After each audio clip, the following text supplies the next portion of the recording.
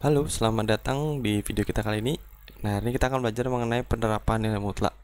Oke, di sini ada permasalahan. Coba kita amati dulu. Pada mobil-mobil baru, angka kilometer per liternya tergantung pada bagaimana mobil itu digunakan. Apakah sering digunakan untuk perjalanan jarak jauh ataukah hanya untuk perjalanan jarak dekat aja? Nah, untuk suatu merek mobil tertentu, angka kilometernya per liternya berkisar di angka 2,8 kurang atau lebihnya dari 12 kilometer per liter. Berapakah jangkauan dari angka kilometer per liter dari mobil tersebut? Oke, di sini nangkap nggak maksudnya? Harusnya nangkap ya.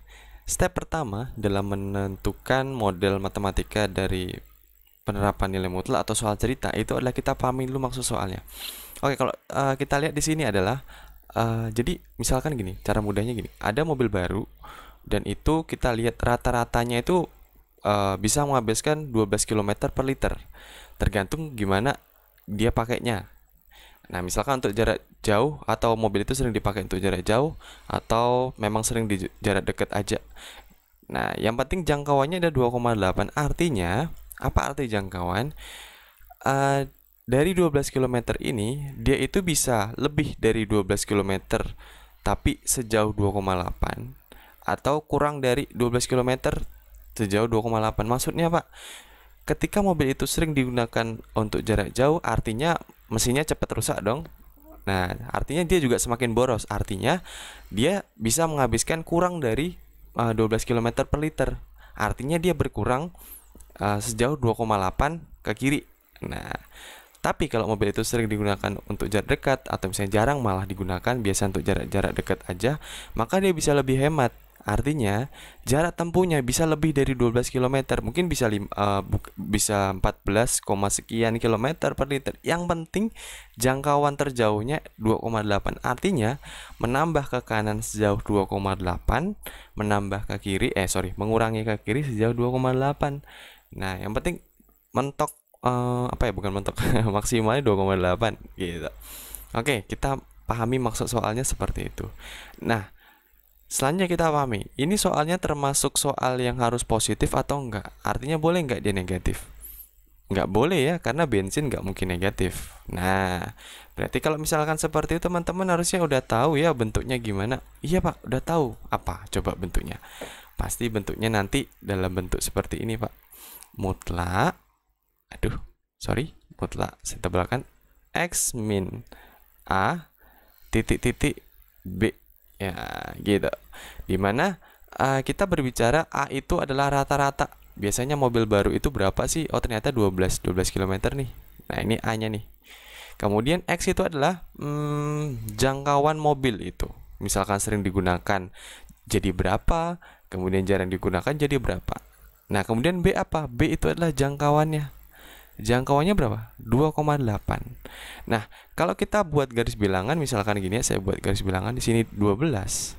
Artinya ketika mobil itu jarang digunakan, artinya dia semakin irit kan? Iya, berarti dia ke kanan sejauh 2,8.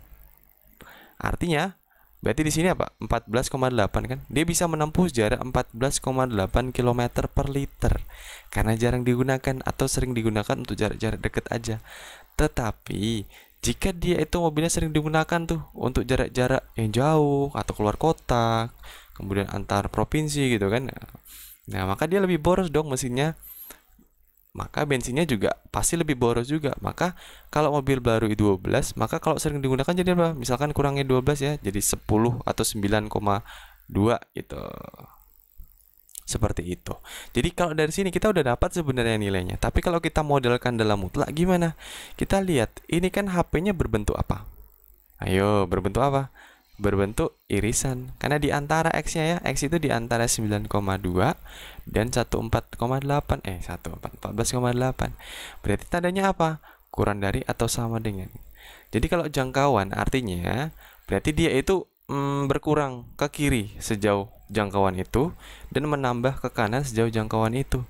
Maka tandanya kurang dari atau sama dengan. Karena kalau kita lihat untuk penggunaan tanda kurang dari atau sama dengan kalau di sifat gimana? Gini ya.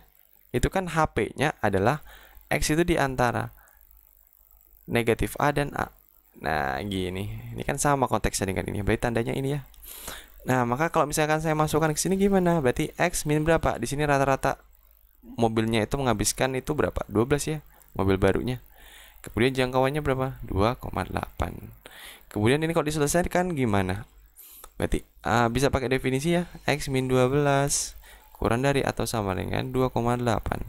X kurang dari atau sama dengan 12 yang belakang kanan jadi apa? 14,8 ya. Yang kedua apa? Yang kedua yang negatif ya. Yang pertama, yang kedua berarti gini. Min X tambah 12 kurang dari atau sama dengan 2,8. Min X kurang dari atau sama dengan berapa nih? Kalau 2,8 ya, kalau 12 pindah ke kanan, berapa ya Pak ya? 9,8 apa 2? 2 ya. Jadi teman-teman ketika udah mendapat modelnya, teman-teman harus nyari juga tuh berapa nilainya. Nah, gitu. Ini kan kita udah nyari nilainya nih, dapat nih. Ini belum selesai ya.